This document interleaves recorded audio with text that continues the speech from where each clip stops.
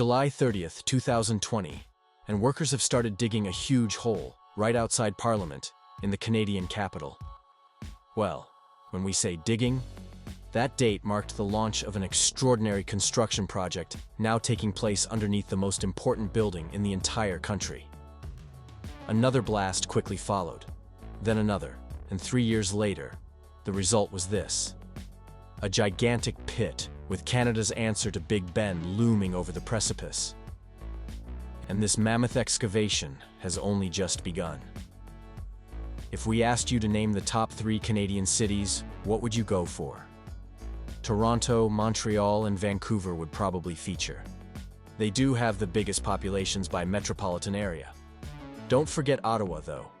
After all, it is the capital city, and has been since the country was founded in the 1800s. Queen Victoria chose it for its position near the border of Ontario and Quebec. We're spending hundreds of billions a year to protect it. Our military is at their disposal. It should be a state. To cement their newfound federal status, Canada needed somewhere to house their parliament. History of center block construction began in 1859 and was finished 17 years later. In 1916, the building burnt down in a huge fire, the true cause of which remains a mystery. Only the Library of Parliament survived. A new center block was quickly commissioned, finished in 1927, and this one lasted a lot longer. In fact, it's still standing today. Like the original, it was built in the Gothic Revival style, with gargoyles, grotesques, and friezes adorning the exterior. And yet, while the building might have remained intact, over the last century, it has deteriorated. It's also now seen as vulnerable to threats that must not have been seen as a big problem back in the 20s. Made from more than 24 types of stone. Then there's the fact it lacks the sort of ultra-high security you would expect from a site of this importance. And despite attracting more than 3 million tourists to Parliament Hill every year, there isn't a great deal for them to do or see, and it can get overcrowded. You only need to gaze across that front lawn to see the scale of what's happening, because half of it is gone. In its place, for the time being, is a 23-meter deep pit, stretching across the entire length of the building. To make it, explosives were used to cut through the bedrock, with 40,000 truckloads needed to carry the material away. Blasting began in 2020 and didn't complete until 2023. As for what this is all for, it's to create room for a massive underground welcome center. More on that in a bit. By the start of 2025, concrete was being poured for the parts of the new center that have to go in first, such as walls, stairs, and elevator shafts. But the most complicated part of the excavation work is yet to come. This welcome center has to extend underneath the main building, which currently has no basement levels at all. So, they've decided to add some in now, 100 years after the building was first constructed.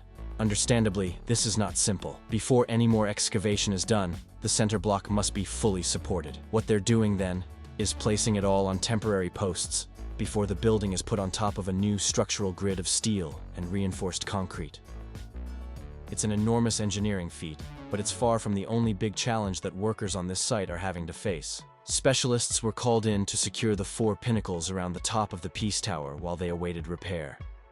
They did this by running large straps from the base of the flagpole and wrapping them around each pinnacle to hold them steady. And that meant abseiling across the clock faces. Back to Ottawa. And while those brave fellas were hanging out at the top of the tower, they also fitted monitors, used to measure vibration levels during construction. Around 500 of these have been placed over the whole site, because a rehabilitation project that ends up doing more damage than it fixes would be detailed work lasers.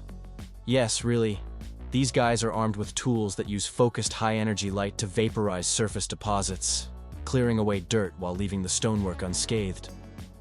Inside center block, the building has been stripped right back to its structural elements, while efforts to restore and preserve over 20,000 heritage assets are underway. 50 rooms are being refurbished, some containing unique and irreplaceable works of art, and around 250 stained glass windows are getting a much-needed touch-up as well.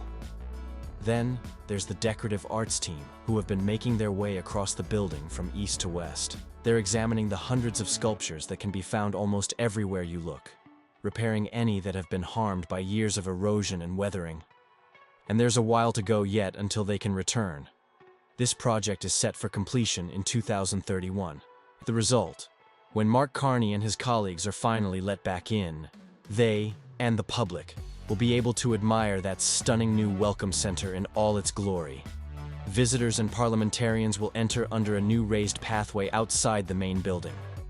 After passing through a secure screening area, they'll come to the main hall, with the foundation of the Peace Tower forming part of the design. They'll be able to see the top of it too, through the skylights that cover the new space, filling the hall with light. The center will act as a secure, accessible front door to Parliament. As for the center block itself, Canadians will be handed back a treasure that has been both restored and fully modernized, ready for another century of service. It's obvious why historic buildings need to be maintained, but it's not often you see a restoration project go to such lengths as what's currently taking shape in Ottawa. This isn't just about patching up a crumbling icon, it's a chance to ensure it can withstand whatever the future holds. If you enjoyed this video and you want to get more from the Definitive Video channel for construction, make sure you're subscribed to Epic World Projects.